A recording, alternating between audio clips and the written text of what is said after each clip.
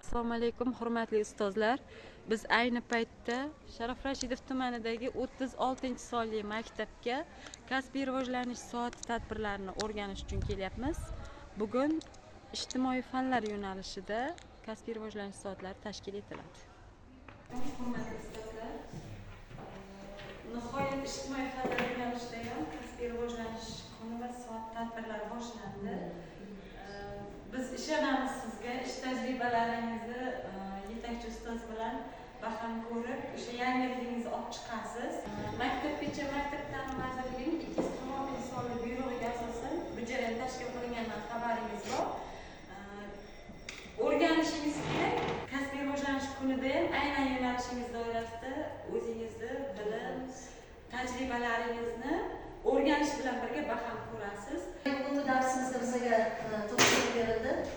Imtihonda shaxsiy va kasbiy rivojlanish maqsad va natijalari. Albatta bu mavzuga qarashimizdan shu ma'lumki, shaxsiy va kasbiy rivojlanishda avvalambor o'qituvchining o'zi mukammal bo'lishi kerak.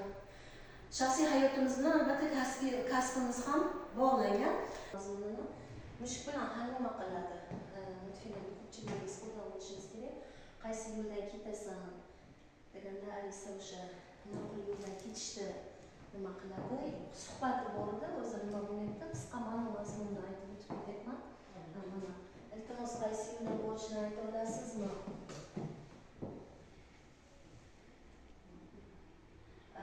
O'zing qayerda bo'lishing xohlayotganiga bog'liq.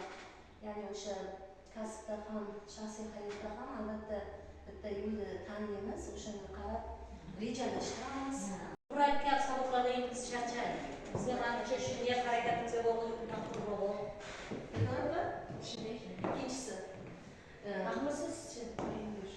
Kecha dars xarakter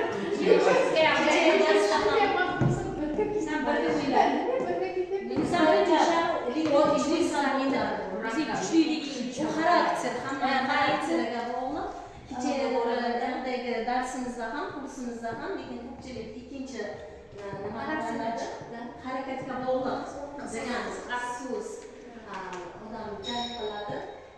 Demak, hayot yo'lida maqsadsiz yurish adashishga teng, ammo ta'lim sening qo'lingda.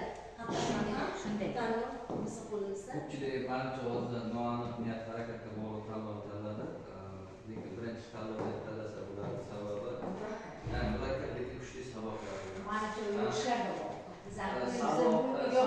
Bozı uti var. Bozı uti